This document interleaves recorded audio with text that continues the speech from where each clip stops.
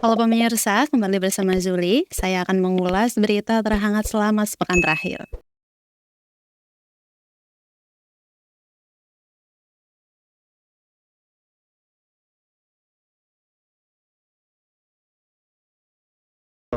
Berita pertama, kebijakan PJ Gubernur DKI Jakarta Heru Budi Hartono kembali menuai kontroversi.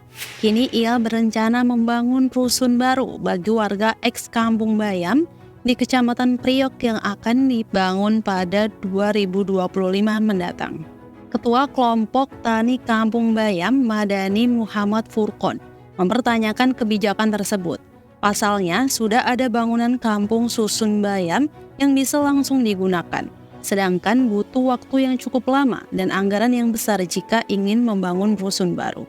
Sementara itu, PT Jakpro menegaskan bahwa kampung susun Bayam di kawasan JIS akan dijadikan hunian bagi pekerja pendukung operasional. Keputusan ini merupakan bagian dari proses penataan kawasan olahraga terpadu yang terletak di Jakarta Utara.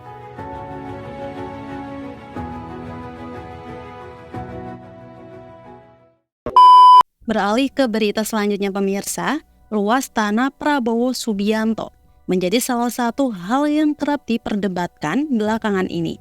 Hal tersebut lantaran luas tanah Prabowo sempat disinggung pada debat ketiga Capres 7 Januari 2024 lalu. Pada saat itu, Anies menyebutkan bahwa Prabowo memiliki tanah yang luasnya mencapai 340.000 hektar. Kemudian diklarifikasi oleh Prabowo yang menyebut kalau luas tanahnya lebih luas lagi, yakni mencapai 500.000 hektar, setara dengan 2 kali luas IKN.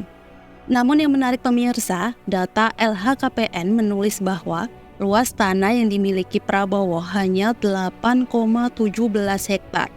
Wakil Ketua KPK Alexander Marwata mengatakan bahwa sebagian lahan Prabowo yang tidak tertera dalam kolom aset properti LHKPN kemungkinan menggunakan nama perusahaan. Berita terakhir, Presiden Joko Widodo menyatakan seorang presiden hingga para menteri boleh kampanye dan boleh memihak selama pemilihan umum. Hal itu diutarakan Jokowi di tengah sorotan soal netralitas kabinetnya serta tudingan pemanfaatan fasilitas negara untuk berkampanye. Lantas, bagaimana aturan sebenarnya?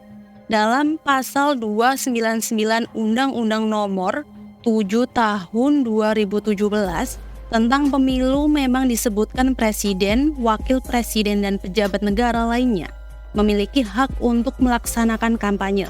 Hak untuk kampanye itu dapat dilakukan dalam 2 kondisi, yakni tidak menggunakan fasilitas negara dan dilakukan saat cuti. Namun, banyak pengamat berpendapat hal itu sulit dilakukan mengingat batasan soal tidak menggunakan fasilitas negara sulit dipisahkan dengan jabatan yang melekat. Dan hingga saat ini, Presiden pun belum mengajukan cuti. Padahal, Presiden sebagai kepala negara harusnya berpihak dan melindungi seluruh kandidat di Pilpres mendatang, bukan berpihak kepada salah satunya, agar tercipta pemilu yang aman dan damai ke depannya. Nah, kalau menurut kalian gimana? Demikian rangkuman berita terhangat selama sepekan terakhir. Jangan lupa klik dan subscribe Kacamata Channel untuk informasi update lainnya. Terima kasih atas perhatian dan sampai jumpa.